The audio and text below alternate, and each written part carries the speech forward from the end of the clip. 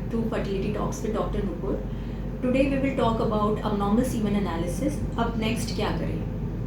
Normally semen analysis में 4 important parameters होते हैं, जैसे कि आपका वॉल्यूम है, काउंट, मोटिलिटी एंड मॉर्फोलॉजी.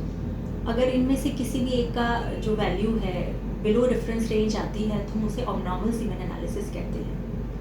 अगर abnormal सीमन एनालिसिस आता है पेशेंट का तो नेक्स्ट स्टेप और मोस्ट इम्पॉर्टेंट है कि आप उस सैंपल को वापस रिपीट कराएं, यानी कि आप एक और टेस्ट कराएं 1 to 2 वीक्स के गैप में. और अगर आपके दोनों ही पैरामीटर्स, दोनों ही सैंपल्स abnormal आ रहे हैं, दैट मीन्स कि आपके सीमन में प्रॉब्लम है और आपको अब आगे किसी स्पेशलिस्ट को दिखाने की ज़रूरत है.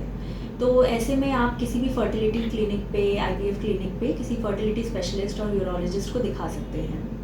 तो जब आपका वहाँ पे अपॉइंटमेंट होता है तो मोस्ट इम्पॉर्टेंट जो आगे किया जाता है वो है आपका पूरा कंप्लीट हेल्थ चेकअप होता है, जिसमें आपकी पूरी हिस्ट्री ली जाती है. History is very very important, क्योंकि आपकी हिस्ट्री में ही कहीं ना कहीं आपके इस प्रॉब्लम का डायग्नोसिस छुपा होता है.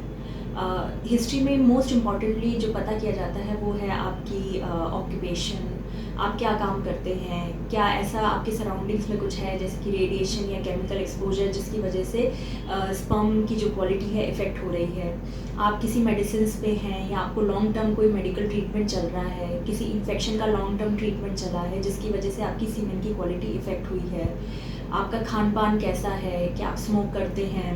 ये सारी चीज़ें जो हैं आपके सीमेन की क्वालिटी को इफ़ेक्ट कर सकती हैं. पास्ट में कोई सर्जरी हुई है, कोई ट्रॉमा हुआ है या किसी भी तरह का और कोई मेडिकल हिस्ट्री रही है जिसकी वजह से सीमन एनालिसिस इफेक्ट होता है, वो सब आपसे कंप्लीट डिटेल में लिया जाता है. आफ्टर हिस्ट्री आपका कंप्लीट फिजिकल एग्जामिनेशन होता है, आपका हाइट, आपका बॉडी वेट, ये सब एग्जामिन किया जाता है. आपके सेकेंडरी सेक्स कैरेक्टर्स हैं वो ठीक से डेवलप हैं कि नहीं, वो आपका जो क्लिनिकल स्पेशलिस्ट होते हैं वो आपको एग्जामिन करते हैं. After the examination is done, the next step is to proceed with the blood workup. Blood workup में कुछ हार्मोन्स होते हैं जो आपके सीमन की क्वालिटी को इफ़ेक्ट करते हैं, जैसे कि टेस्टोस्टेरोन लेवल्स, वो सब चेक किए जाते हैं. और सम केसेस कुछ जेनेटिक टेस्ट भी किए जाते हैं जो कि आपकी सीमन की क्वालिटी को इफ़ेक्ट कर सकते हैं. ये सारे टेस्ट होते हैं. Sometimes ultrasounds are also advised. So once all this workup is complete, एक प्रोटोकॉल डिवाइस किया जाता है जिससे कि हम आपके ट्रीटमेंट को आगे बढ़ा सकें, आपको एक कंप्लीट प्रॉपर ट्रीटमेंट दे सकें. तो ये सारी जब आपके टेस्ट हो जाते हैं तो यूजुअली जो देखा गया है वो ये है कि मोस्ट ऑफ द टाइम जो कॉज होता है वो बहुत ही मामूली सा होता है, and with medicines and with some hormonal injections आपका सीमन की क्वालिटी वापस इम्प्रूव कर जाती है and you are able to conceive naturally. आप आराम से प्रेगनेंसी दे सकते हैं, आपको कोई दिक्कत नहीं आती है.